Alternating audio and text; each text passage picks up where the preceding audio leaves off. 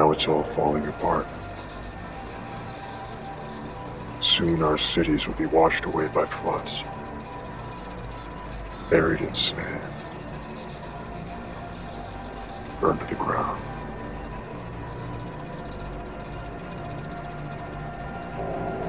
That's why you found me. Because you're no longer blind to all this.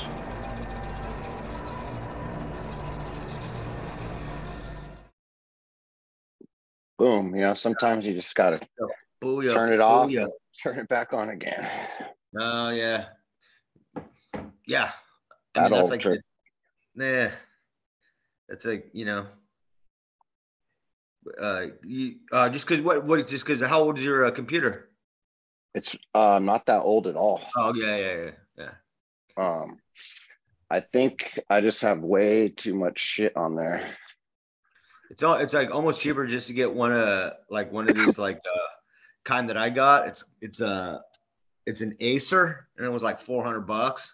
Yeah, because even if you don't do anything on them, and you treat them like they're you treat them all good, they still just seem to be out of all the technology like the year later. You know what I mean? Yeah, totally. I need to. I have some external hard drives. I've just been lazy about putting shit on, but I think I just got to start fucking doing that. Yeah, or just next time you get $400, just spend one on because you know what I mean. It's Acer. Yeah, knock on wood, right? Because I've had really a $1,500 PC and it worked good until it didn't work anymore. And then I had this other one broke and this other one broke really quick. And I was just like, Jesus. Then I bought this one and this thing's just been styling for 2 years straight. No props. Nice. Mm-hmm. Hey, fuck it. Yeah. That's how it is. Dude, totally. You just get a beater that's just a runner, it just runs. Yeah, no, it's nothing wrong with that. It's a Camry. That's what it is. Totally, yeah, just a runner. Yeah, and no matter what, if you got to go somewhere, that thing will fucking fire up and get you there. Yeah, I never turn it off ever. I never turn off any of my stuff. I just let things run, dude. I let the major big computers just run off it. Map the world. Yeah. So, the Pueblos, dude. The Pueblos seem like a. Are you talking the New Mexican Pueblos and stuff like that? Yeah, the ones. Yeah, dude. It's fucking Arizona, New Mexico, Colorado, and I think into Utah too. All right. So some of the best ones. I'll just let's just get it going here. Yeah. So after we went on that Southwest trip and we visited a lot of the Pueblos, there's just a lot of questions, about the Pueblos. They don't even, and we'll see, I'll pull up some stuff as we go, but they don't really know much about who actually lived in the Pueblos. They have some ideas, but most of the stuff they talk about, it's we imagine these people did this, and it's all just guesswork and shit. Well, it sounds as good as our research. Yeah, I mean, it's the same, yeah. It's almost even more because they're we're questioning and being well, this is what we think. They're just yeah, imagine this is what they did. They made baskets over here and that. And so yeah. I just started looking at the sites and dude, many of them look like they were built directly on top of a Starfort. Or repurposed. And the whole Southwest has been totally torched. Most of any Starforts, west are going to be either buried or built upon or destroyed. Mm-hmm. You know what I mean? Yeah. So yeah, I'll you want to just start looking? Fucking. Mm-hmm.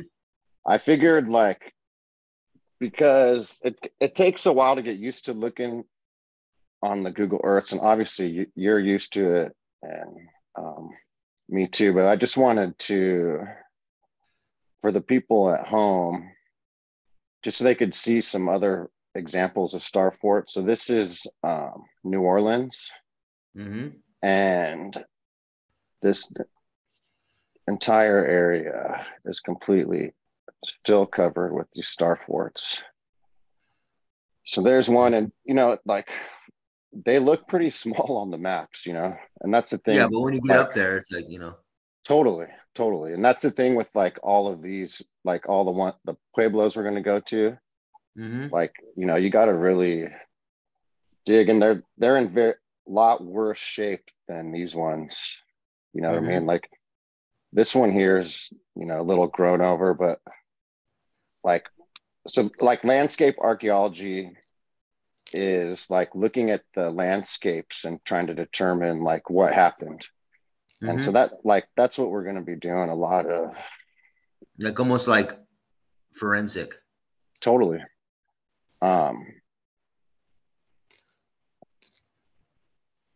So there's all different forms of ruins, and then New Orleans itself was like a star city. And I drew in here like where it was, and actually let's see. We don't need to go look at a map now, but so like a couple other examples, like we have down here Campeche in Mexico. In Mexico? Yeah. Simón. This is a good example of like when the city's just kind of been built over it and incorporated to it. Like you can see, here's the point. Yeah. Here's another point. Here's another point. Right. And like these things are pretty fucking significant. Right. You know what I mean? Yeah. Yep. And then we got another good one is Puebla, Mexico. And this is another good star city. These are all like the satellites. And so they range from, they range from like, still standing, classic. Where's the other one? Is right here. Okay. Yeah, weird little halfy. Right. And then like the ones here in the city, they've been repurposed into something, there's like a fountain there. So, there is some imagination that needs to be had in some of this too. You know what I mean? Yeah, I understand. Like imagining things, but exactly. You know what I mean? But yeah. Fucking. So let me start digging up some of these good ones, bro. All right. The other thing about fucking these Pueblos, I don't know, maybe you could help me answer this one. Well, not necessarily. Yeah, I guess this one's pretty good. This is Taos. And you could just fully, it doesn't take much of imagination to see, you know what I mean? And there's all these other fucking structures always around. This one is pretty intact as far as like the structures go. At least as far as they say, but like, dude, this shit's big, you know what I mean? Right, yeah. It always trips me out because it doesn't look that big on the Google Earth. But like, all right, this building right here, like all these rooms and shit, like who's the unlucky person who's like in this room with no windows and shit? Right. That's why I think a lot of these, just even the story of these Pueblos just doesn't quite add up. What are you thinking, like a Hollywood set? Yeah, I think a lot has been rebuilt. Like taking the stone and building it up like this to fit, fit whatever, fit the narrative, which isn't like much, just that it's like these people lived here like from way back, way back in the day. Right. This is a good one. Fort Union is what is like a known Starfort. Yeah. Look at that. Civil War, all the shit. Everyone's used this from like after the Mexican American War to the Civil War, just repurposed and repurposed. Mm-hmm. But you can see too, like it looks like there's a bigger structure here, even. Mm-hmm. Like this might have just been the repurposed one. Yeah. And then like right, where's that other part?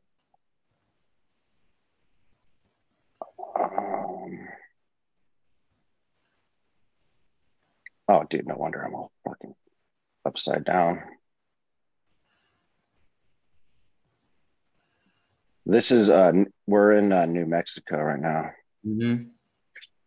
There's this whole other site over here. Mm-hmm.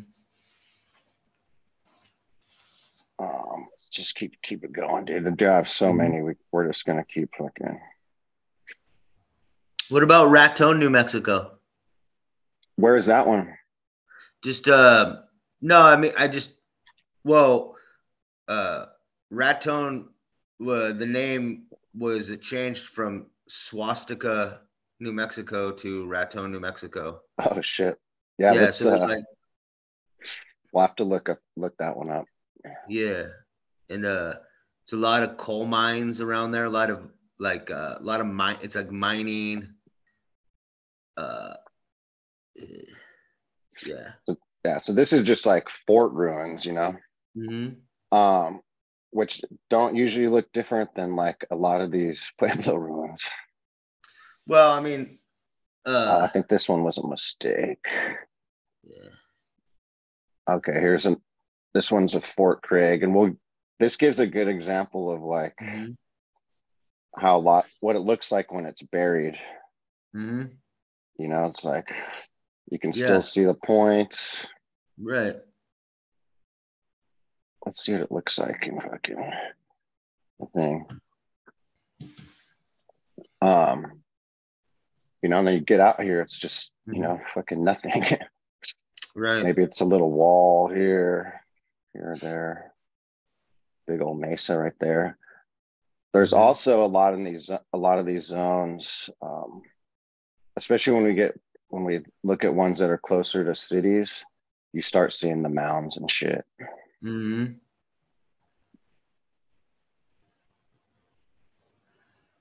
Weird shape. Yeah, that's this might be the Rio Grande. Yeah, this is a Rio Grande right here. Mm-hmm. That was one of my hypotheses is for the Colorado River changing directions and stuff was I feel like they almost like they dug out the Rio Grande and took water off of that river to go somewhere else, and then that feedback loop, that like water, if it is not replaced, then the whole area dries out like a desert. That was like something I was researching just recently about that. Like you kind of like you kind of just end up into these where the history is just kind of like stops. Like, there's no reports. Right. Where they skip hundreds of years. Directed toward like Texas, and that every time I research one of these rivers, there's a town somewhere along the rivers that's like named after like a guy. And the guy ends up being like a first explorer, and God, I can't think of it right now. I wish I had a feeling that we might actually go down this route, but there's along the Colorado River especially, there's like just stuff that doesn't like make sense. I saved some of the stuff like on my phone for a while, but then it just goes the other way all the time. Yeah, totally. Gosh, I wish I could remember. Let's see. I wonder if I could just like get it through my history.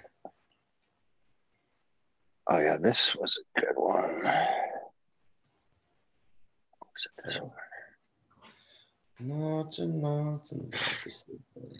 Oh yeah, this was a good one. This Pueblo, you could actually still see like one of the points.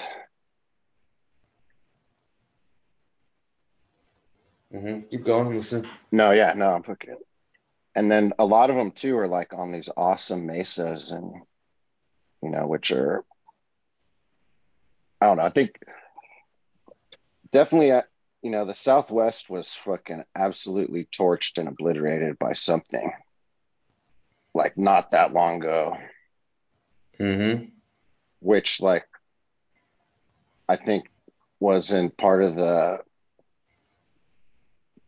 them changing courses of the Colorado, and not just like of what we know it today, like completely changing course of it, sending it south, like you said. Who knows? Maybe they created the Rio Grande too.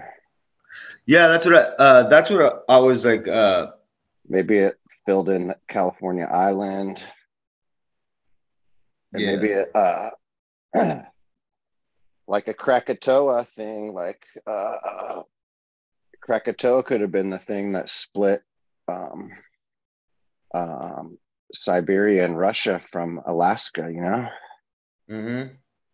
and maybe it's just that same thing as what filled in California. Yeah. So I'm just keep on trying to like look all the way back in the history for like the research, because I erase it from like the main thing because you get too many things going, Yeah, totally. And then because it was really interesting to me that like there's a lot of these like frontiersmen that they felt were like important enough to like name a city on a river, and then you like look into the history of the guy, and it's just like a paragraph. But then they have, then they're like, oh, but there's like one or two like statues in that town and schools named after him. Like they went, and then I go, well, how did I get that guy? Like anyone else that knew that guy, or like I try to do their family line or something, and it's all like dead end trails in a way. Because when you watch like the Colorado River nowadays documentaries and stuff, the people that are like changing the Colorado and damming it up and stuff like that were like all about it, and then they decided to stop because they were like worried about like environmentalism. Yeah, that's when the kind of the birth of environmentalism, which makes you kind of think about it. But like, you don't go from like terraforming a canyon to like 2 years later being like, oh, wait a second, like I think we're screwing up. You just kind of have to, have to be like Mulholland, just like, we're doing this, dude. Well, yeah, you just roll with it. You just keep going. And I mean, that's exactly what they did with these dams, is looking as they were going and realizing that it was going to fuck them eventually because their reservoirs weren't going to keep filling up. They twisted it perfect with this whole environmentalism and climate change, and they could blame all of their fuck ups with these dams on climate change and the environment, Yeah, they needed a pet project in order to build they needed these pet projects so they could build their cities. But whenever I see like a Starfort out in the middle of a dried out zone, like I already automatically in the way that I believe is that like the Starforts were for like water to begin with. They weren't just like built like that out in the middle of a desert just to be a deserty Starfort. You know what I mean? No, they usually always had water. Exactly. And like the logical thought process of it is that, I mean, at least from our standpoint, is it had to be some kind of hydroelectric, or using hydro for some, power, like, and probably everything, because you can use water for everything, electricity, all kinds of shit. Yeah, so that's what, when you see a Starfort, that's in, I go, oh, there used to be water here, or a river that got close to it, or an estuary, or something that you see like in Holland, or yeah, I mean, more of a classic, San Francisco, or any along, like, I always just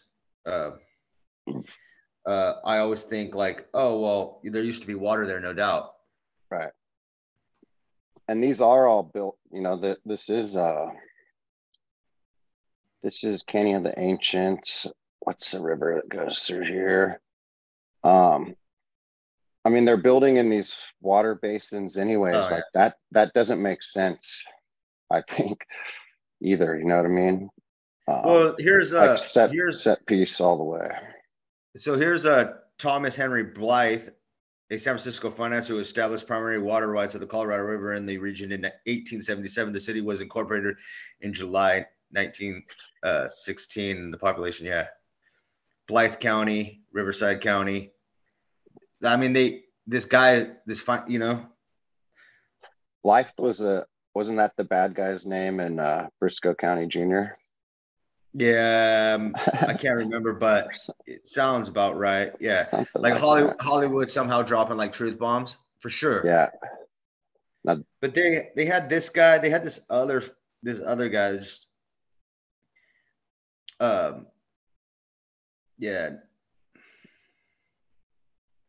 What did Native Americans call the Colorado River? Oh, they called it the Green River. Nice. And because I guess like the river isn't green in some areas or something. Maybe I know that they have green water there, which is different. Let's see. I've followed the Colorado River for a while on this thing, looking at shit. Yeah, and there's a couple things.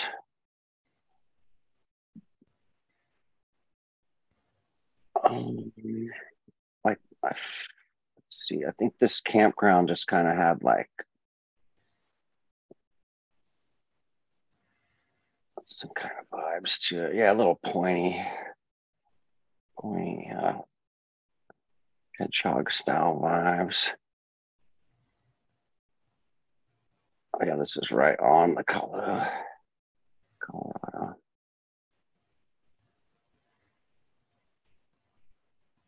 Yeah, I wish I could just I should actually start writing down these frontiersmen.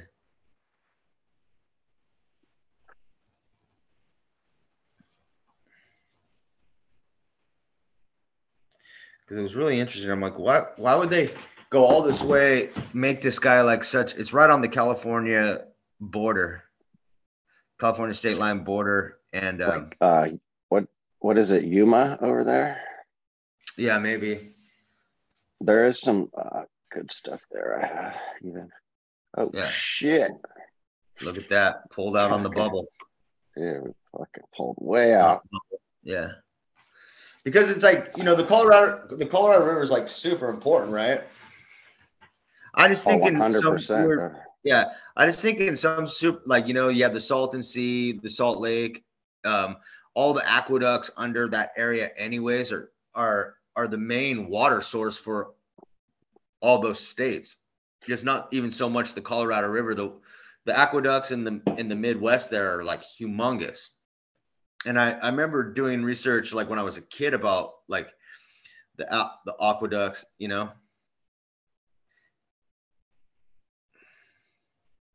just put in Utah. Well, I think like Texas has like one natural lake, none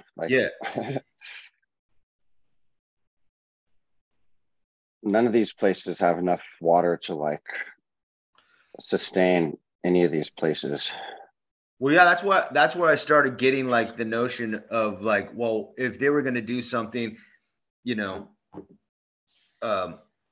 they'd probably just break into the Colorado River and have it like pour down into like Texas, because that would bring a lot of life to that area.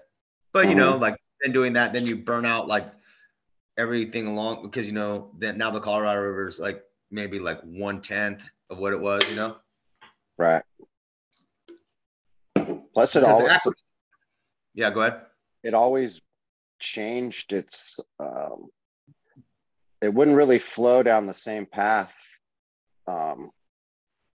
Year after year, it would change. Like, I mean, it might go like 20 years, and then all of a sudden, it would just completely change and create a new course. Like, or if it go down a different path or whatever. You know what I mean?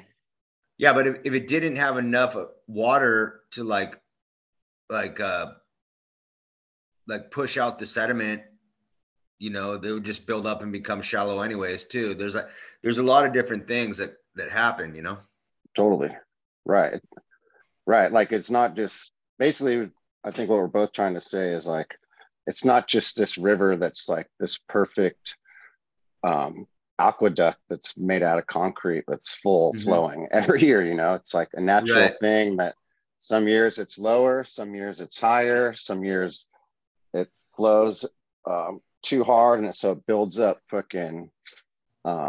it builds up, and then it's all shallow, like you're saying. Yeah. Yeah. You can't like, nature doesn't work like how we want it to. They tried to control nature by damming these rivers and creating these reservoirs, but obviously it just is not working. Well, they recently just did something like this in China, that they created like the world's largest lake, and it displaced like a lot of things in it. I think it actually even like screwed up like weather in all of China because of it. Yeah, man. I mean, every single reservoir is bearing secrets as big as towns and mines. And like, every single one. So, I mean, people talk about, there's not many Starforts in America. Well, they're just buried and or have these set pieces built on top of them, Yeah. That was just recent. Look at this Peabody Energy. It's all fucking blacked out.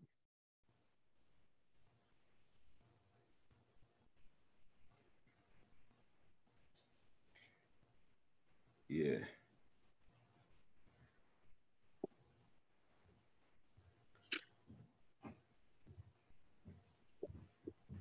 Where's this? Yeah, sorry. Just like. Nah, bro, dude, it's all good. Oh, these Lowry ones are cool. I actually went to these ones. Oh, look at that. The Central Arizona project is the largest, most expensive aqueduct constructed in the United States. It stretches 336 miles from the source near Parker, Arizona, to the metropolitan area of Phoenix and Tucson. Weird number. Yeah, 336. Yeah. Yeah, so 33 and then 36. Yeah. Yeah. If we were Larry Johnson, we'd be like, "See, I told you, brother."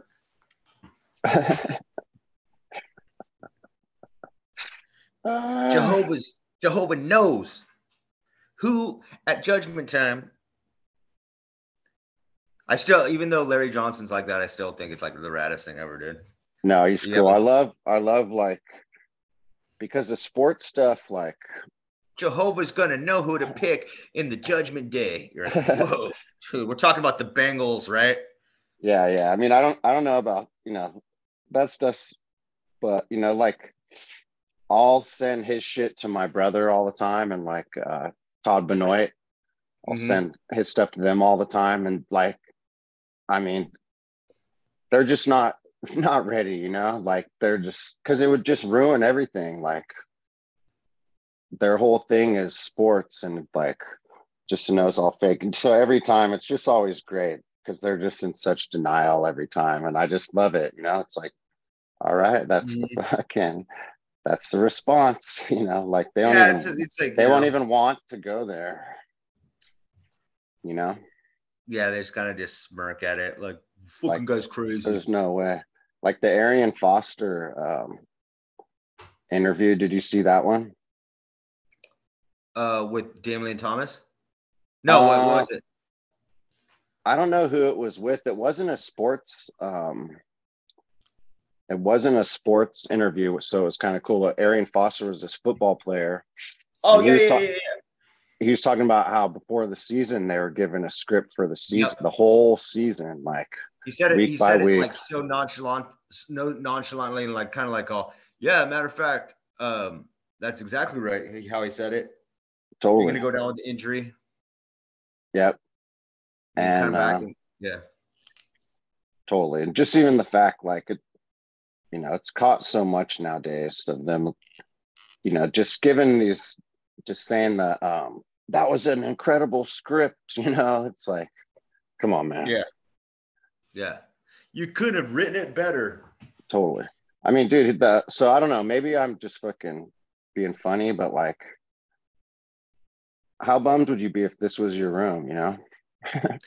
Well, that doesn't look like anything to me that like people would inhabit like in any kind of comfortable way. Like Exactly. Yeah.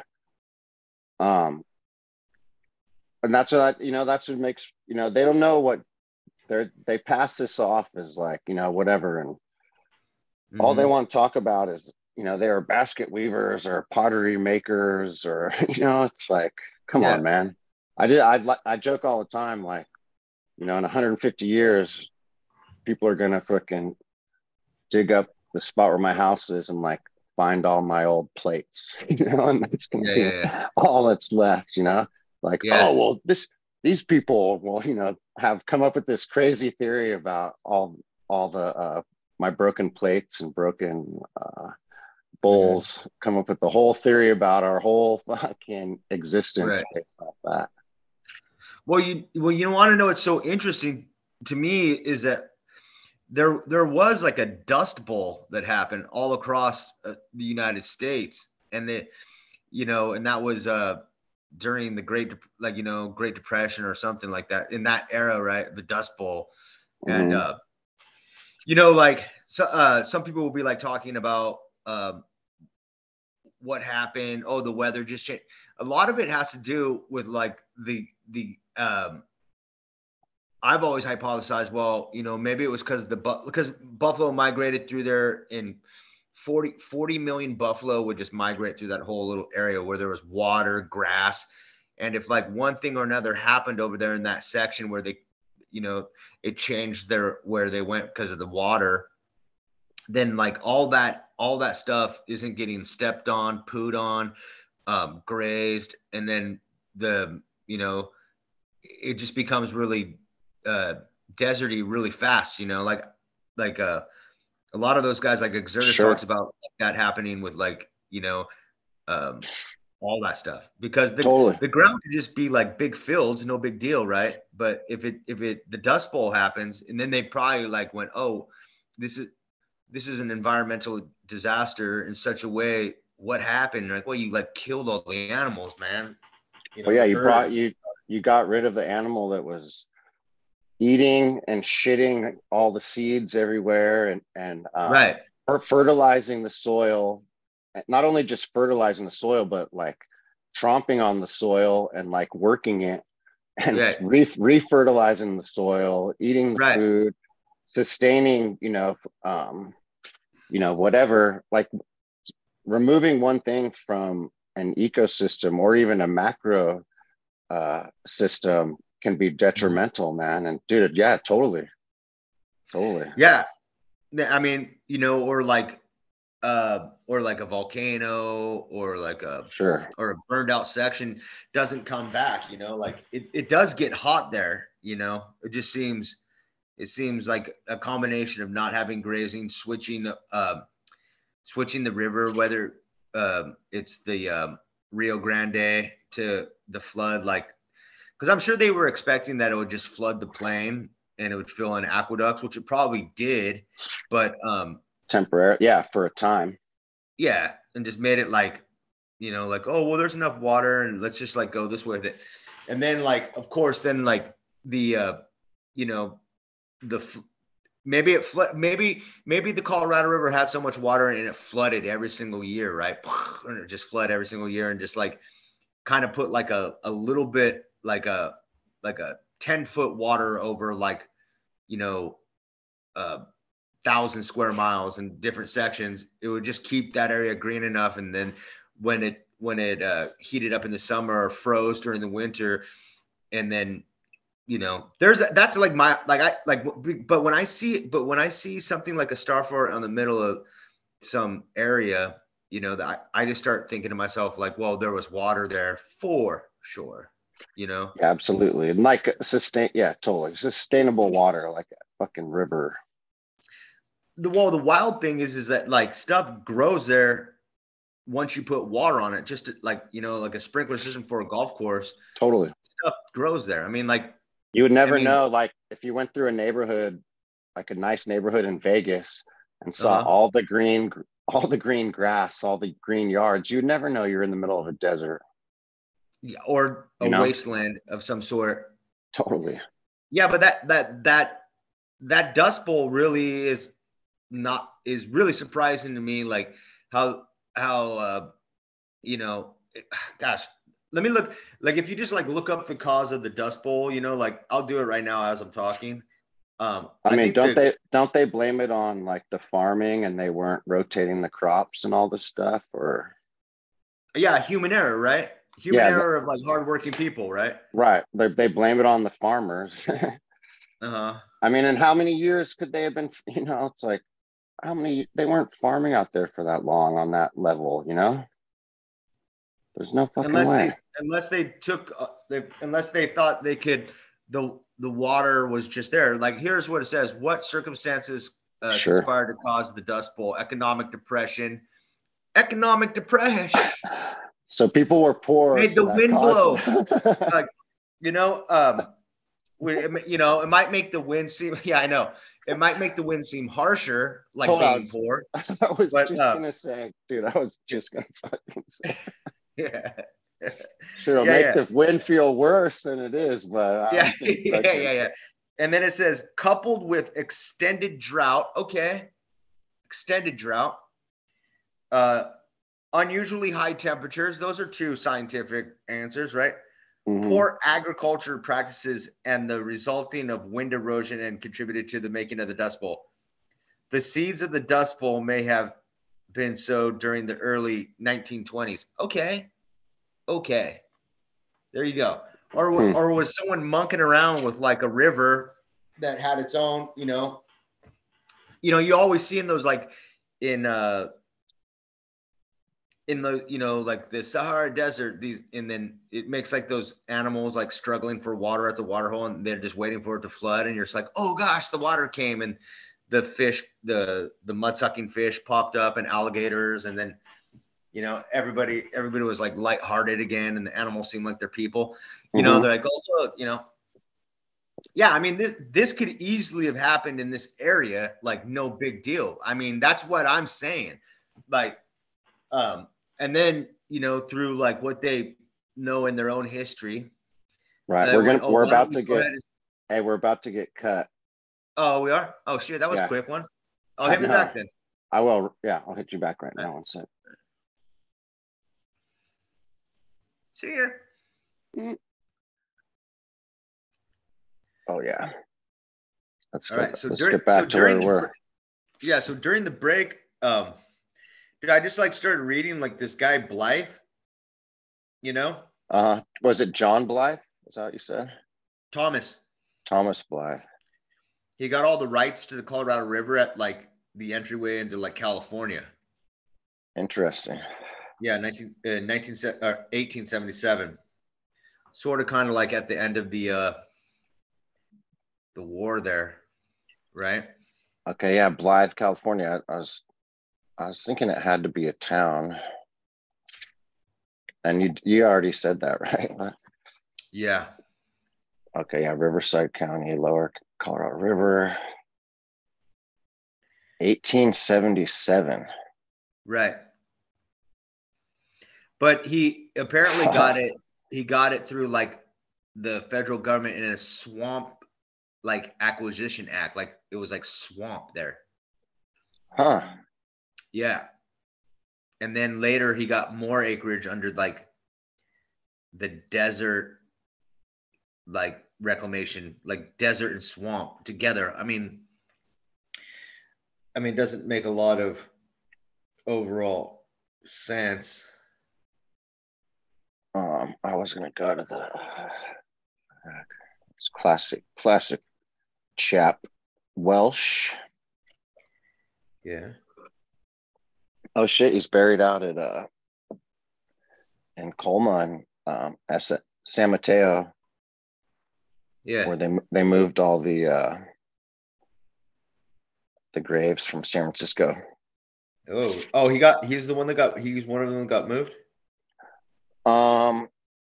1883. When did they? Yeah, they had to have moved him because oh dude, look, he was he was buried in the Masonic burial ground. Of course. On 1000 El Camino Real, Colma, California. Huh. Interesting. Frank Augustus Miller was the owner and chief developer of the Mission Inn in Riverside, California. Let's see what that Mission Inn. Oh, look at that.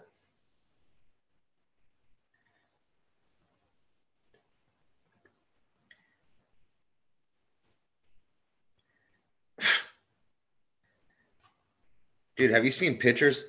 Have you seen pictures of this Mission Inn?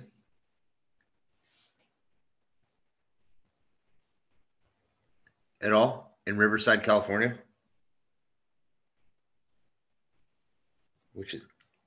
Are you muted? You're muted.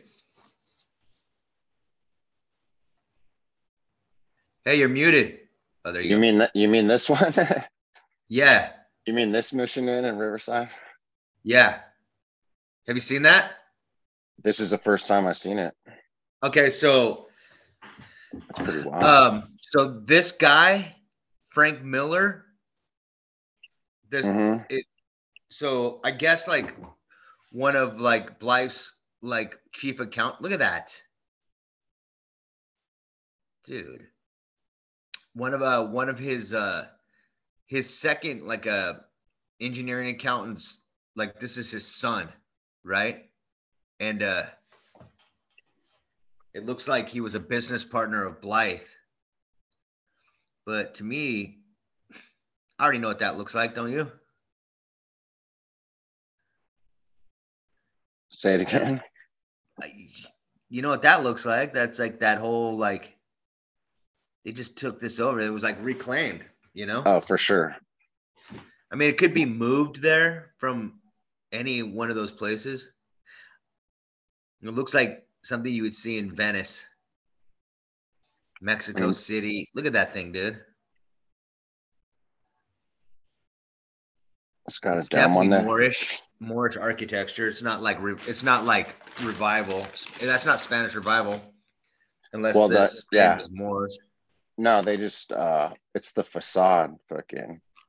Yeah, it's been facaded to give it more of like the Spanish mission style. It's more. I guarantee it's fucking all brick underneath all that too. Oh yeah. Look how it's like an oasis. Well, it looks a lot. Yeah, totally. Yeah. A lot of people talk about like LA doesn't have a lot of shit, but I mean, that's the thing is when they found LA or Southern Los Angeles area, you know, there was these there's ruins of like this magnificent city for sure. Right. And a lot of underground. Yeah, I bet, you know, a lot was buried, a lot was underground. And there was no water. I bet they were just confused, and that, fast forward to Mulholland and his quest. I'm sure he was the one, and you actually were the one who first postulated this, was that Mulholland had found the aqueduct system, the previous aqueduct system that was there. And so he was the one who unearthed it and, rebuilt it, claimed it as his own. And I totally am still with that idea, 100%, 100%, because just, it doesn't these guys were buying up these water rights. This guy had fucking, what did it say? Fucking 1880 something. They're getting these rights. That's 25 years. Right. 25 years before they even, that was even a thing. And just even when Owens Valley, that one dude had bought all this property down there, who was Mulholland's old partner, or who is that guy?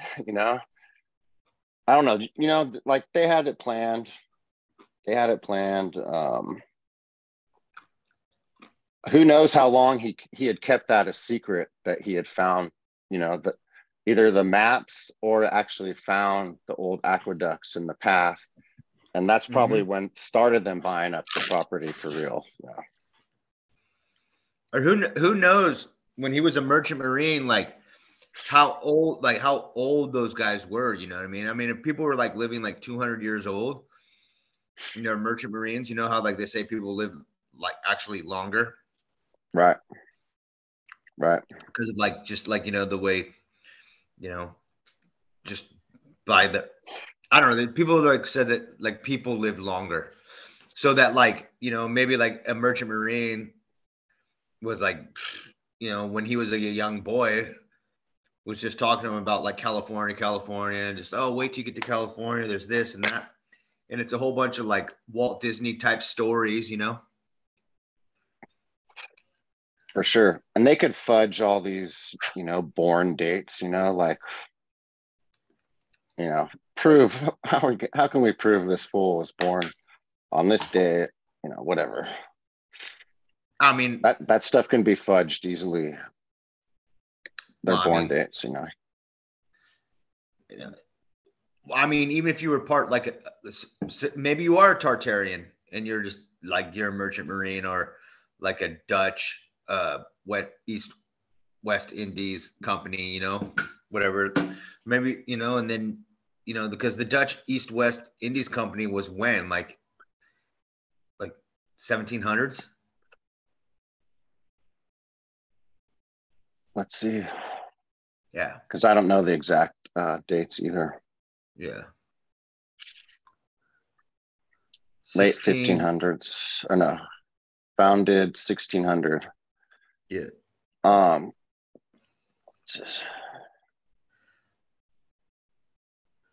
of the beginning of the age of discovery, or the age of exploration.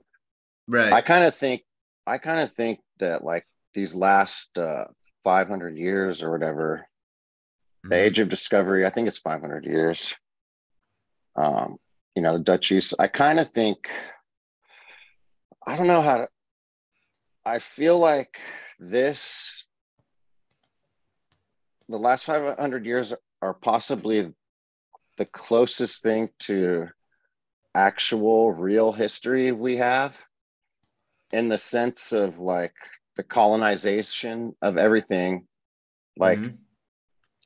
I interpret this as this colonization was basically this was post whatever event, whether it was a flood, volcanoes, a war, whatever the it was a big reset event worldwide.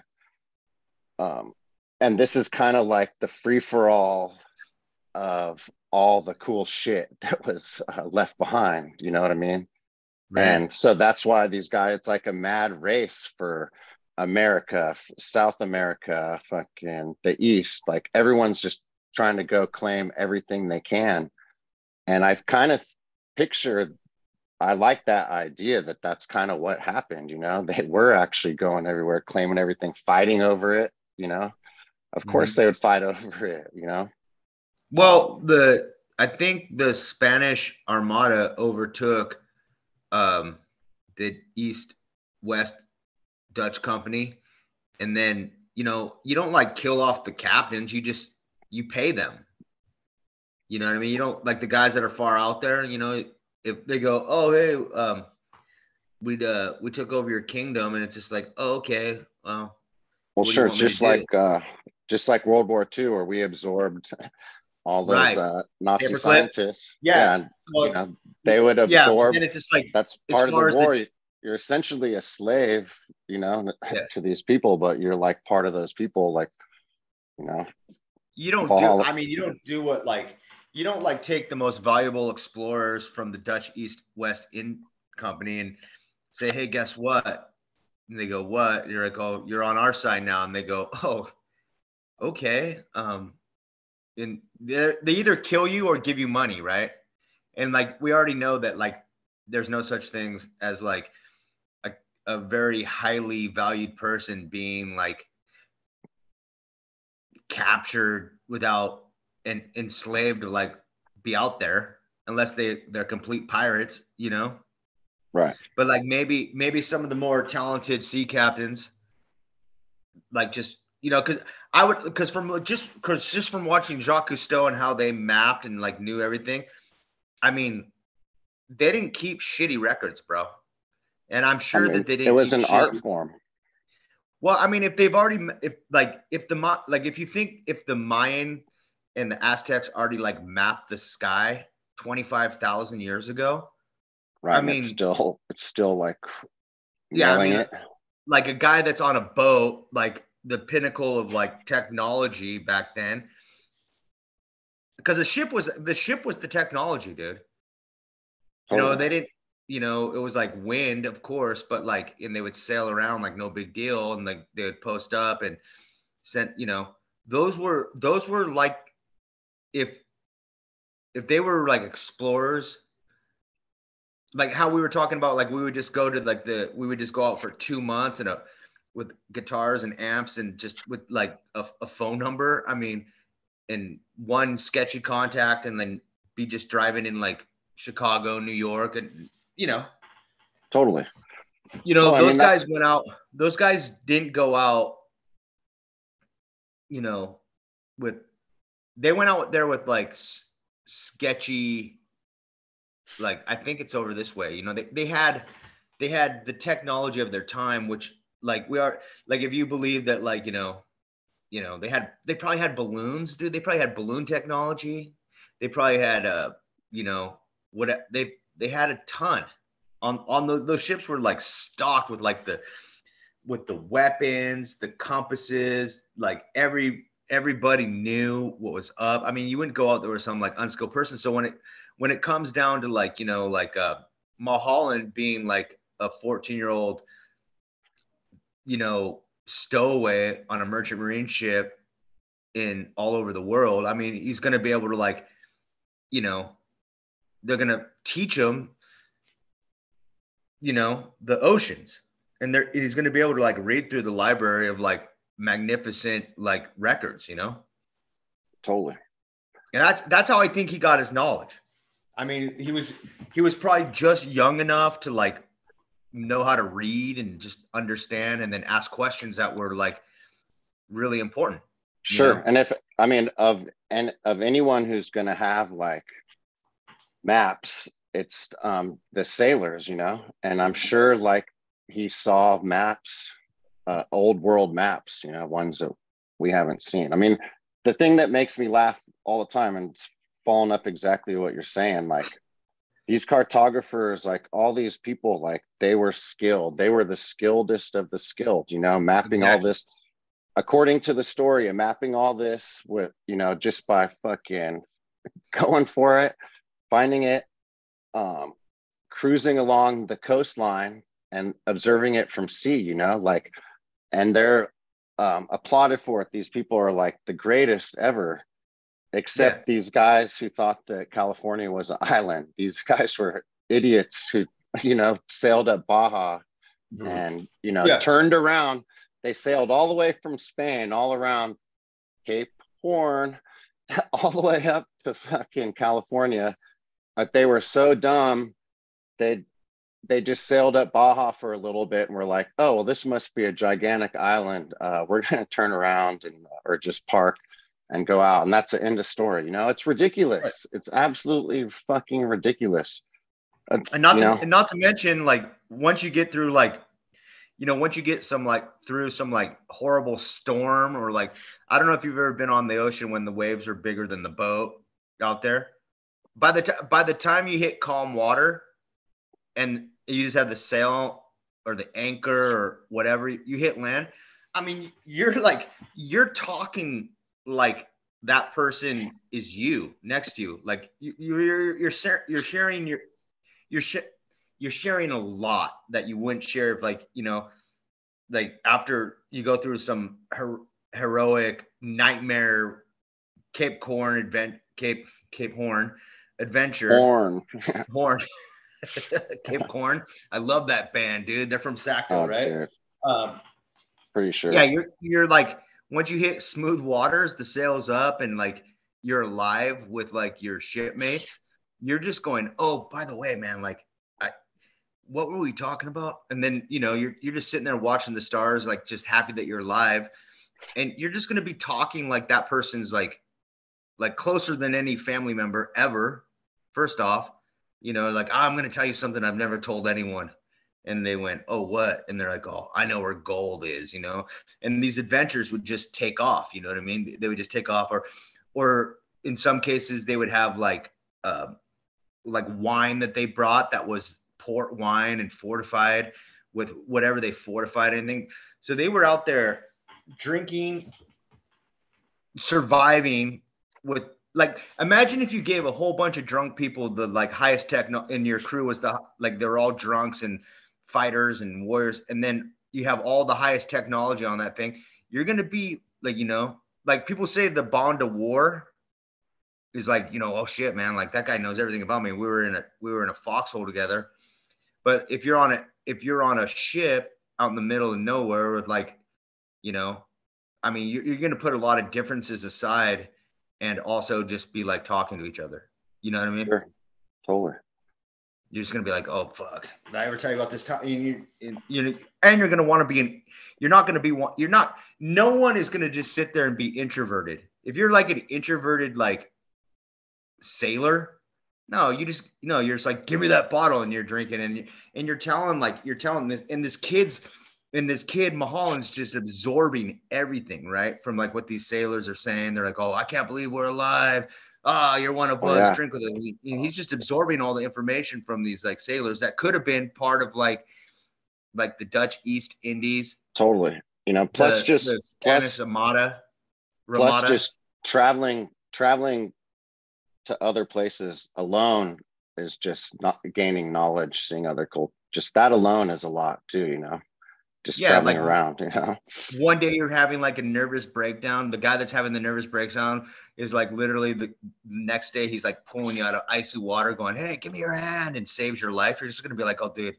Then you're the guy, and then you're like out there just going through the shit, having a nervous breakdown on that shit. And then they put you up and, give you a drink, and you're just like, fuck, you're going to be having nightmares, and they're going to be like, let me show you.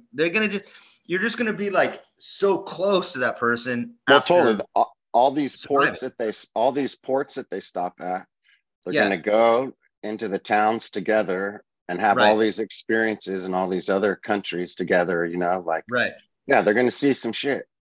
They're going to see some shit. Yeah. And if you're Mulholland and you're like running away at 13 because of like an abusive like school that you're in, you're going to feel like your life is pretty much, you're ready to take on the world. I mean, can you imagine being 14 on a ship?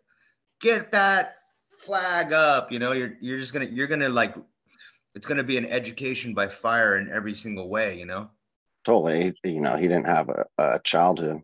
He grew up quick, Yeah, I mean, like, in his own way. I mean, and just fucking, dude, like, just this map right here, like look how much of this map they nailed, right? Right. You know, Yeah.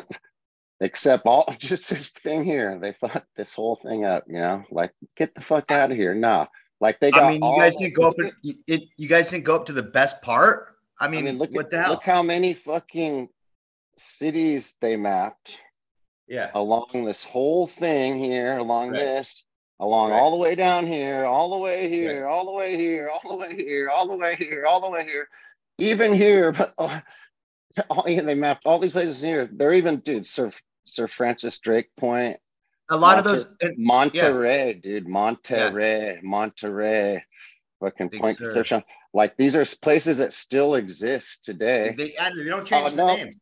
yeah, but no, they nailed everything, but they're too dumb to know that California wasn't an island. You know what I mean? So Right. Yeah. get Yeah. the fuck out of here, dude. Right. Get the fuck out of here. That Yeah. why does anyone even accept that argument? You know what I mean? And the one Yeah. thing they do have going for them is that, well, California isn't an island anymore. So, you know Yeah. what I mean? But, Yeah. And that's then what look at that terraforming and does. look at the river, the Colorado River in that map right there. Yep, coming right in. Do you see the Rio Grande coming off it at all? No, because this is like, this has to be the Mississippi probably right Who here. knows what it is? It could Yeah, be something else. I don't know, but you don't see it coming off that, do you? no. Even if That's what I'm these are saying. Colorados, you know, That seems like the Colorado River right there, totally. you know? Yeah, flowing right Yeah. into where fucking the thing. And they missed the Rio Grande. And maybe this is the Rio Grande. It seems a little south. Real de Nueva Mexico. Real de Nueva Mexico.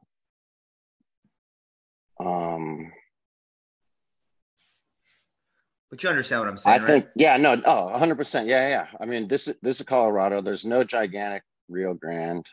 Right. You know, this was before it was diverted, or maybe this is where it was diverted. This was dammed off. Oops. Maybe they dammed it right here, Mm-hmm. and this land filled, and then this came down and fed into Vegas, Phoenix, all that shit. They Yeah, could I have mean, like, dammed off from the Rio Grande. yeah, We could try and find it on here, but I like looking at these old maps right now, though. yeah, me too. I mean, dude, I mean, that's what, they nail so many towns, like right. everywhere. I mean, Florida, I mean, Virginia. it totally seems to me that like the Rio Grande would be like totally labeled, right? Mm-hmm. I don't see it.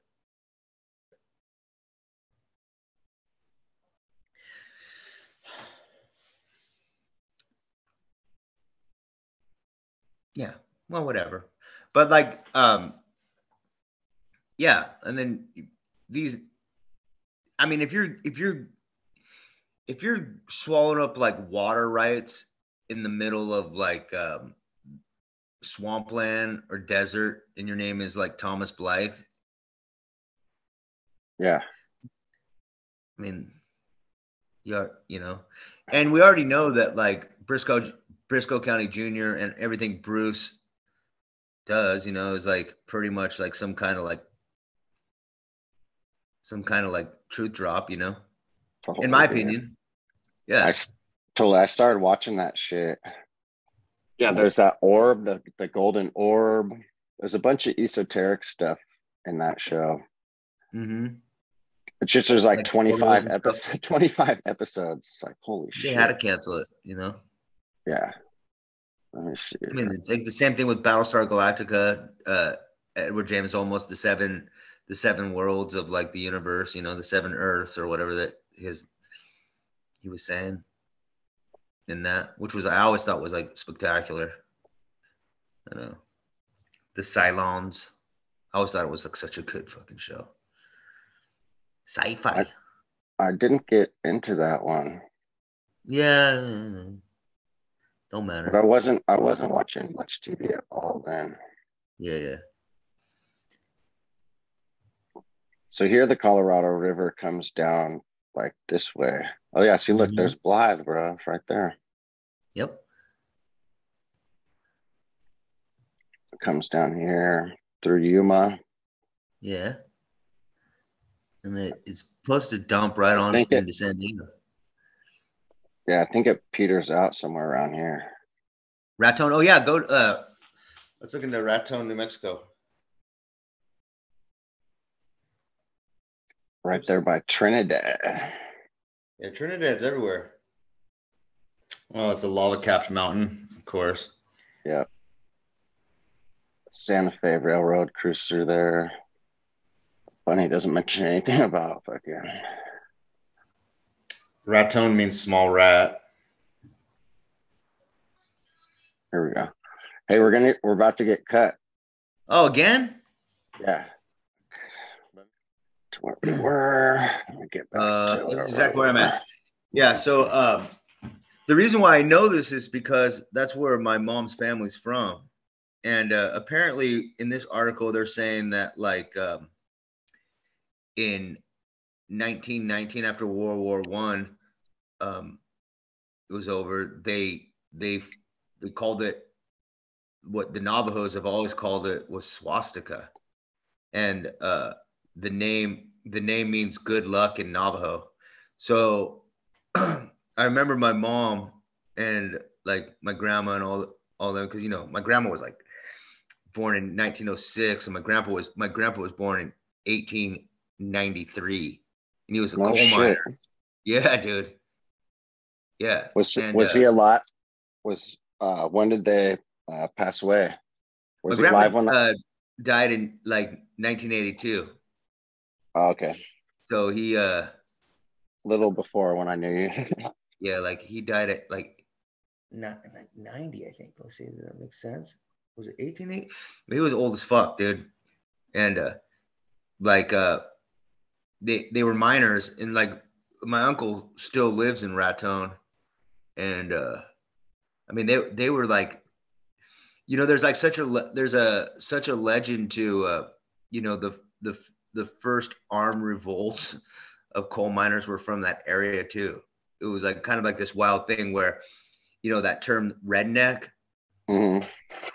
was co-opted and turned into something bad, because they would always be like battling against like the coal mine owners and stuff and all that stuff, and they unionized back then.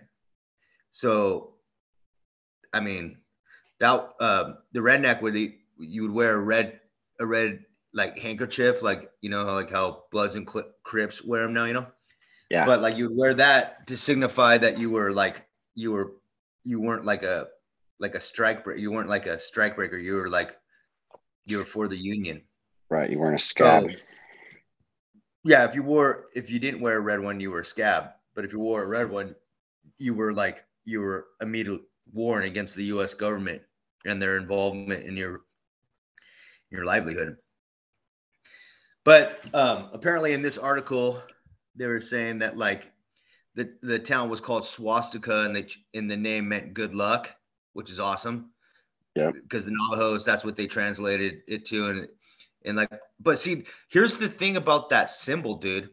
That symbol and all the rest of the tapestry and the dresses and what like the women wore were what like women wore all over the world, from like the whirling dervish to China, and so it falls into that You mean Tartarian Tartar? tapestry. Yeah. Yeah, there you go. It falls into that like that tapestry of like clothes. It would just be something, right? And Totally.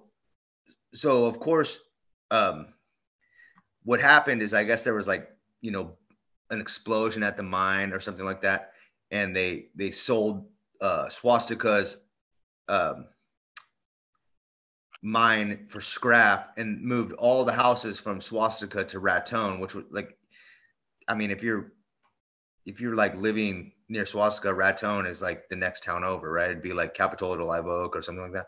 Right. Or like Piedmont to like Oakland, you know?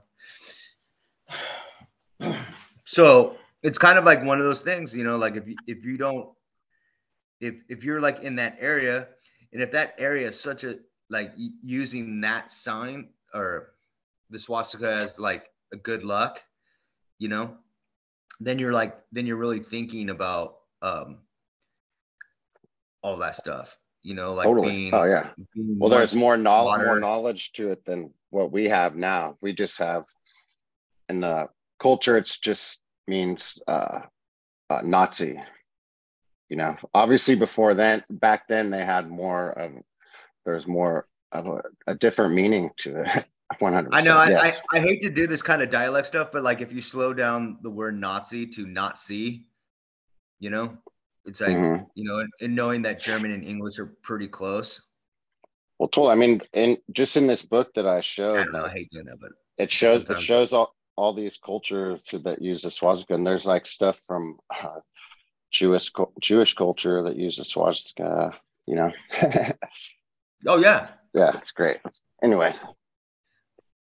I mean, it's controversial in a sense. I mean, Oh, but it's only 100%. I mean, in like a kind of like a war sense, you know. I well, mean, I guess, it's only, yeah. yeah. I mean, like we just said, part of that whole mind fuck of World War II was, I mean, they got to take over that symbol and fucking. Clearly, it's a powerful symbol, for them to get, to erase it in such great measures. You know what I mean? Mm-hmm. Like they don't want us using that. They don't want us to be using it, and there's a reason for it for sure. I mean, it's like it's 100%. definitely tied to like Tartaria, you know. Mm, You know, totally. I mean, if you think about like all the scientists and the Ashkenazi Jewish people that are their IQs are 20 points higher than like everyone else. I mean, it's, you know, Totally. I mean, you know, that could be, yeah. but that could be propaganda too, because who knows? There's a lot of smart people, you know. Yeah. I mean, it's dude, all a psyop. Yeah. I mean, And the I don't Tibetan know monks. if this even fits in, but I want to say the first uses of like shamanism, like the words of shamanism was describing Siberian shaman. Mm-hmm. I thought that said it. It's got to be in here somewhere. Anyways, what the hell are we talking about? We're talking about the Colorado River, that map. Oh yeah, the maps. Yeah. You know, Yeah, mysticism, you know, Rasputin. The record store. The monk, dude. Yeah. He was a mystic man, wasn't he? They did like a real trip on, like, I remember learning about that back in the day. And I was just like, wow, this guy seems wild, bro. It's like, oh.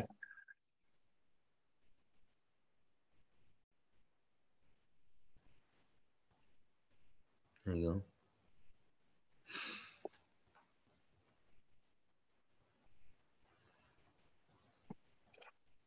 They're basically locator. Yeah, and look at they're in Siberia. Look at what they're wearing. I mean, that's kind of like Navajo, isn't it?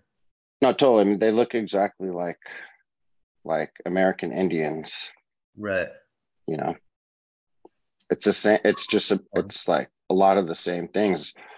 A lot of the same ideals and beliefs, just in a different interpretation because they're thousands of miles away. You know. Oh, they're just. I No, mean, they're just a different fucking branch. Yeah. You know, they have it's how it is. Every little group has their own little quirks. Yeah. You know. I mean, it's just, but when you think about like picking like the toughest fucking area to live in, both these people, you know. Yeah. I mean, Mongolia doesn't seem hospitable in any which way you look at it, you know. And then you just look at like, like modern science says that like what is it?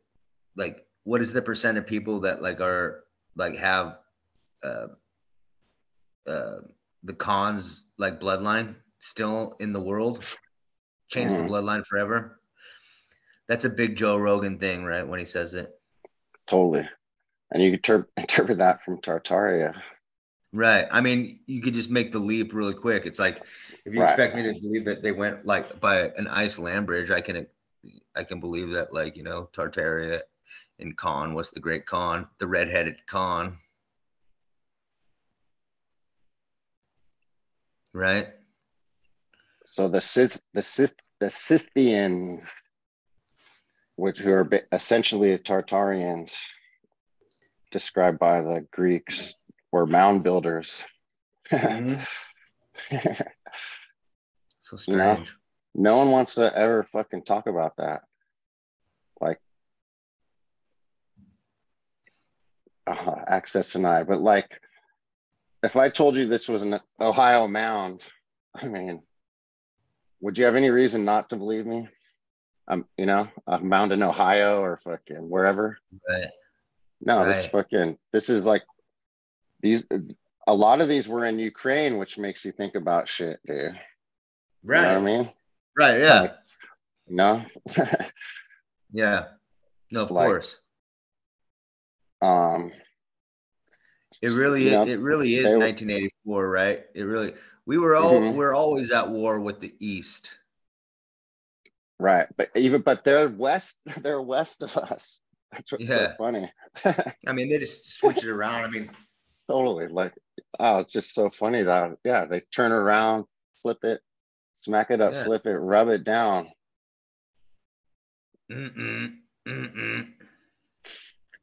Yeah.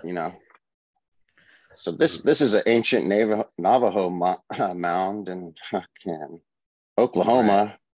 Right. No, psych. This is a Scythian king, a Scythian king in a greenstone. I mean, even in Davenport and like Bonnie Doon, I mean, they have mounds. They have shale mounds. They have like rock formation that doesn't make sense. They have like a half dome that no one's allowed to go to. Yeah, I wonder why. I mean, because you like walk over there, you get ideas, maybe. Totally. Yeah.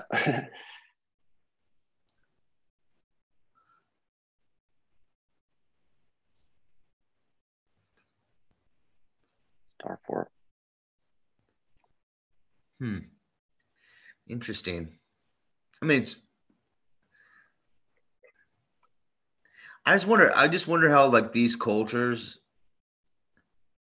they just, when you like really start thinking about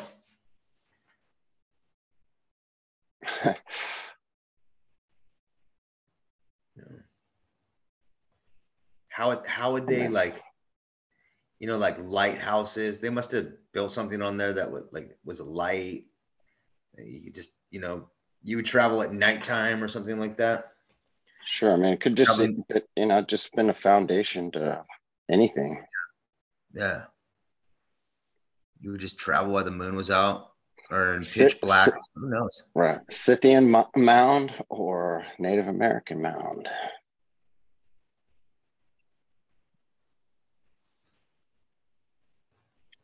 Toltec Mounds, Arkansas.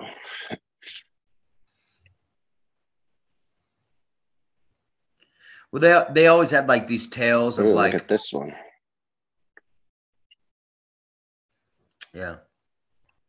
Like on my mom's side of the family, they would always have these tales of like during when they actually made the border solid between Mexico and in America that they had a ranch that went across the Mexico border that basically was just impounded by, and then store like the train lines would bring like, the orphan trains, that's basically how my grandma ended up like in New Mexico. Oh yeah, I was gonna say when we were talking about the coal mines in in Raytone, Swazika, Yeah. I mean, we think about when you think about child labor in the early 1900s, Mm-hmm. they always are talking about the coal mines, and Right. yeah, I mean that's some direct proof right there, of orphan train. So clearly your grandparents probably were on the orphan train Well, I mean, the thing about or their parents. the thing about in those days, um, was there was just like a lot more men than there were women because it was super harsh country, and then you just put like an orphan on a train and you get sent out to these places. It's just like you're like brought into these families. I mean, the story is that like, like my grandma and my grandpa like lived as, this is a different time. They lived as like brother and sister, but they weren't family, you know what I mean? Mm-hmm. So, and they weren't related blood, but you know what I mean? That's how that's how you repopulate area. I mean, it's not, I don't even think it's like, you know, back then, I think that's just how life was run in that sense, where it's just like we have a whole bunch of people coal mining. There's not like a lot of women surviving out here in this like canyon on the edge of a volcano. You know what I mean?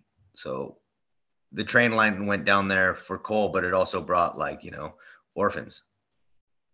And then, and as a matter of fact, like even on my dad's side, the Irish side of it, like Montana was kind of like in the same kind of thing.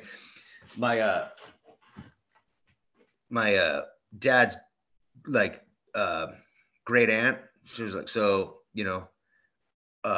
had like a boarding school, and I don't know if I ever told you this, like she ran a boarding school, and one of the people that she raised at the boarding school ended up becoming like a senator for Montana back Really? during those times. So like the plan worked a little bit better in places like Butte, Montana than it did like anywhere else, because the real object was send an orphan out to become like, a complete like indoctrinated person so that he can become like a leader of the community. It worked, and Totally. that was like during the time of like uh the oil boom, everyone finding oil out on the prairies and all that stuff, and coal in Montana.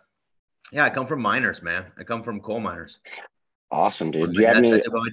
but my dad's grandpa, he was he was an oil man. He was an oil man You got for any Texaco Oil. coal stuff or any artifacts, or your dad have any stories or? Yeah, he has stories, but in a sense, my dad became an orphan too, because his dad passed away at 53, and then like during that time, like uh, they moved from Butte, Montana after my grandpa passed away, and moved to Monterey, California. Hmm. And yeah, my grandma on my dad's side was married like 3 times. She was like the Black Widow in a sense, where like, she moved out here, like remarried, and then um, uh, Huh. they actually ended up sending my dad to like Stockton to like live with like that dude's family as like a farmhand growing up. Interesting. My Yeah, it was dad, weird. my dad's mom, like bailed the East Coast and just came to California with him. Uh-huh. Like kind of just fucking. My dad never figured out why. Hmm. I think things like that, just like you're saying with your story, there's a lot of people's histories have like those kind of things. Yeah. Like, wow, my dad never figured out why she just bailed and came out to California. She never told him, Right. you know, I mean, those times are so much different, dude. totally. Did his mom ever get remarried? Yeah, she got Oh, remarried and he had two half sisters, okay, cool. and Yeah. it was just kind of never talked about. Yeah, yeah. Yeah. What's crazy is like after my grandpa finally retired from being a coal miner, um, but the funny thing is that like he was a coal miner And then my Uncle John, who was like, not, dude, they all like lived into their 90s, bro. Mm-hmm. Like it was just, you know what I mean? But dude, here's the funny thing. But then their kids didn't live long. Huh. Yeah. So Which is funny. Their kids like all kind of like a lot of my my mom's brothers and sisters' kids, they kind of like died of like modern day stuff, like, you know, like Agent Orange and stuff like that. Like just weird modern day stuff. Like you wouldn't even expect. Like it was just like back then, you know. I always kind of wondered if it was because of like all the like experiments in the desert that like the government was doing, and the overall like fucked up energy of like, you know, like damming up the like Grand Canyon. That's during their like life, you know. But my grandpa ended up like moving out to California, and that's pretty much ended up moving into like Capitola, like on a coal miner like retirement, dude. That's fucking crazy. To the jewel box there. Yeah, dude.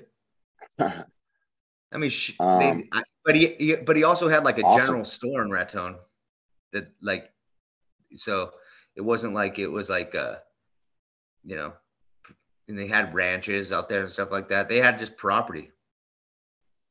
That's awesome.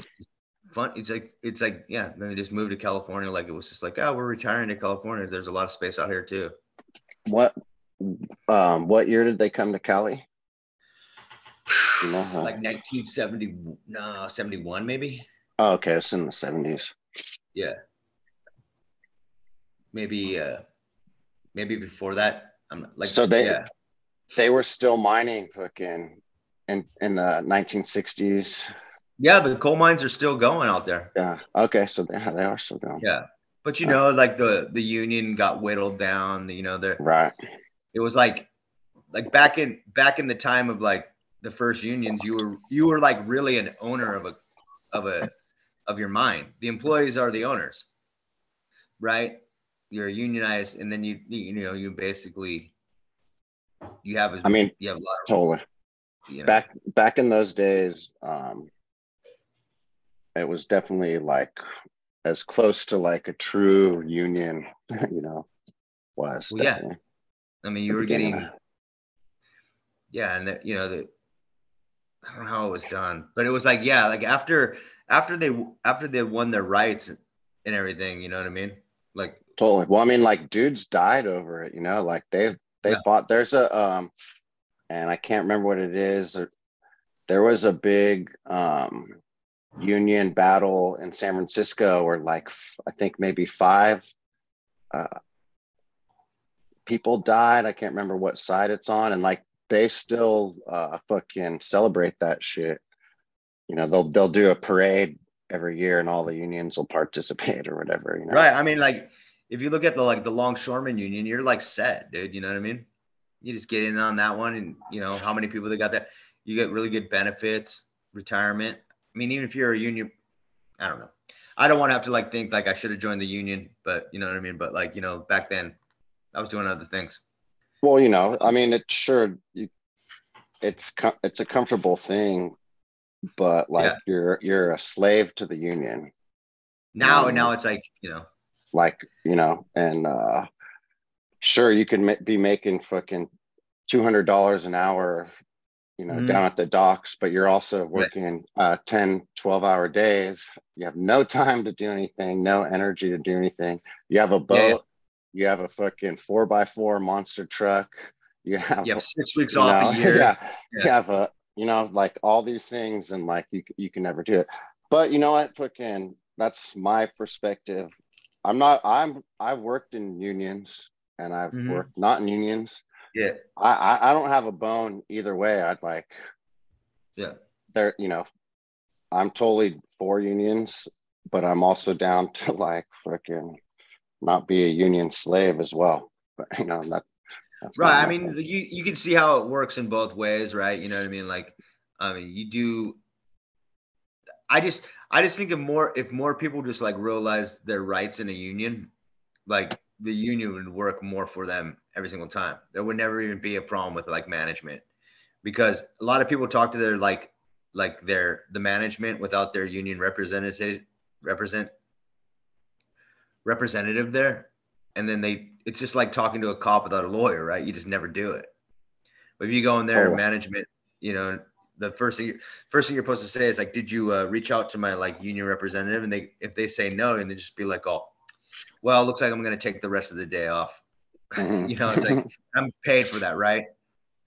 You know, like I always tell people, like, you know, people are always like, they have these union jobs and they just go, oh, I got to go. I'm like, dude, I would have them reach out through a union lawyer and, you know, have that guy do, because the guy just knows everything. I mean, for sure. Like, and that's the thing, is I'm sure like that's well within his rights, but they don't tell, you know, they don't fucking tell him to do that. Totally, you know, like, and that's the thing. They want to give you the night shift. You know, there's shade. Every every hot day has shade. You know what I mean? You can find shade somewhere. Yeah, and, but I always just go, even if you're a teacher and you talk to the principal, you're like, oh, dude, that's an illegal meeting. But they can use it against you in every which way. Yeah. Yeah. You know, I mean, the fact that like unions even had to be a thing sucks. You know what I mean? Like, they organized because the fucking people, the bosses, the people on the companies were complete pieces of shit. You know, people were getting killed. Well, yeah, absolutely. Some people had like, you know, like, you know, someplace like if you're out on the like frontier edge, you know, the union is probably like a really good thing for you, right? But like if you're in Pittsburgh as a coal miner, it's like they don't give, you know, rich guy's just gonna come and get away with, you know, because they have like, you know, if you're out on the frontier, the sheriff has a brother that's working in the thing. He's not gonna be like, his brother's gonna be like, here's the real story, you know. But if you're like in a place like Pittsburgh, the sheriff's gonna be like, oh, sorry, dude, like I golf with like, you know, Carnegie, so we're good, right? You know, he's not gonna side with you. But like in the smaller frontier areas, the union's sick, right? You know, for sure. I mean, and you know, that could be translated to just about anything. A smaller community is always going to be sicker, you know. Right. A smaller cooperating community is always going to be sicker than. You're never going to be able to fucking, you know, in a gigantic city, you're not going to ever have that kind of a community as you would in like a small town where it's like, I mean, you wouldn't even like hopefully need a union in a small town, you know, because like anyone who's doing anything like isn't going to be like, everyone has to, you know, work together. You like, you know, you can't be a piece of shit otherwise. Like, who's going to, if the, you know, the 5 carpenters in town fucking aren't going to work for you, you're fucked. You know what I mean? Yeah, they're going to, oh, hey, you know, that's my cousin Billy that like you owe money to. So it's just like, you know, totally. And, you know, it just sucks that that's a state of the world, that like there's had to be these unions created because like people just can't treat each other right. You know, people just have to exploit people always, you know, just always and always. Like, God big damn cities. Yeah, because that's like what we're always talking about. It's like they're always dangling like, oh, you're going to be the next guy invited to the mask party, man. You're going to like, you know, you're going to be this way if you take care of us this way. And someone's like, that's entertainment 101, right? It's like, yeah, we'll take care of you, like, you know. And it's just like, yeah, they do all that stuff, but like if like the sheriff's like married to your like cousin, you can just be like, oh, you can call him up and be like, oh, hey, you know, this is what's going down. I need to know if like you know, and they're like, oh yeah, your family, dude. I'll see you at the barbecue. Let's see what's up, you know. And they don't bend the law, but they like apply the law, because you know these like sheriffs have like more power than the governor. You know what I'm saying? The sheriff of London doesn't even allow the Queen of England to go into it. You know what I mean? You're not welcome. The laws, you know, these they downplay how much power a sheriff actually really has, you know, and they're just basically like, we're like gonna get, you know. Well, they've also kind of pushed him out as well. You know, there's not many. Yeah. There's not many places that actually have like sheriffs, like only sheriffs, you know? Right. You got to be elected to be a sheriff. So it's like, and everybody else is a deputy. So, but then if you have like a city, like, and you go, oh, that's a police officer, and the police officer is like hired by a corporation. Right. Totally. So it's like the corporations have their own like laws, right? But Yep. they still have like, you know, they still have to answer to the sheriff. The sheriff can come down there and be like, oh, come here, guy. You know, like, I mean, you don't work, you know, you're not elected. You're not elected to be the chief of police, you know, chief. I'm the sheriff, motherfucker. You know, like, you know. No, totally. Anytime fucking on the streets you see a sheriff, you're definitely not stoked. You know what I mean? I mean, it's like tighten it up real quick. The sheriffs are, you know. Well, a deputy sheriff is just a deputy. I mean, it's just like he's just putting in like 20 years and getting the fuck out. You know what I mean? Well, yeah, I'm not talking about like the actual elected sheriff. But the sheriff dude doesn't want to be bothered. He's just like he's sitting there like, you know, like it's just a different thing. You have to be elected. You have to be like a lawman, you know? Like that's what's so funny about you know, like the Rangers in Texas and stuff like that. The marshal, they have all these different like titles, right? The marshal, the Rangers, and just like, you know, they're just everyone like the Mounties, the troopers, you know, they have all these like highway patrol. Still really just, yeah, you know, they still just really have all these like, and they're all like kind of like intermixing in their own like little like thing, right? You know, and then the governor's just the guy that's like, you know, sitting there going, oh, we're doing this, we're doing that, you know. It's funny. Man, like there's so much to cover with this like Pueblo idea, dude. I'm telling you, man. Oh man. We just barely even scratched the surface. Yeah. Of looking at the Puebs. Oh, did you, man? Yeah. It's definitely tied in. And I'm you know, I mean they're built, the Pueblos I feel are probably set pieces, but you know, they were built on top of sites, you know. And if they were used by anyone, they were built on top of sites. If they actually were built by Pueblo Indians, you know, they were built on sites. Yeah, I mean, and not only that, I mean, like, look, dude, like the Siberian like garb that they wear is like, if you like look at like the Hopi or any of their little dolls that they make, they dress them up just like that. You know what I mean? The Kachina dolls. Yeah. They dress them up just like a mystic puppet. You know what I mean? Totally. Yeah, I mean, that's where I really start tying. That's where I really start tying in, like, you know, like when you see designs or something like that are like that. That's where I start really. It's not like it's not like they had fucking the talk show to watch in the morning to see what all the fucking people were wearing all over the world, you know, like. Yeah. And they weren't flying fucking wherever to like see the newest fashions. Fashion week of Siberia, you know what I mean? Like, it was obviously they were communicating and were coexisting, you know, like that's the explanation. That has to be the explanation, you know, like, and you look at the haplogroups and like even the mainstream haplogroup stuff shows there's back and forth migration from Tartaria to America. You know what I mean? Like clearly these people were connected.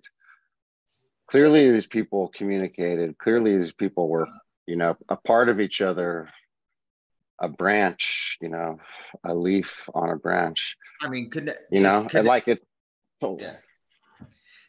in a way that like if you like just take it almost like how we all are, just all over the world, you know, but like, or if you see like a person wearing a Santa Cruz shirt, like in Australia, you're like, no way, I'm from Santa Cruz, you know, but that shirt's everywhere. Right. You go to Hawaii, it's there. Oh man, I saw one fucking, I think yesterday. Yeah. They're everywhere. And like, you know, I thought that, you know, the same exact thing. It's like, oh shit. Yeah.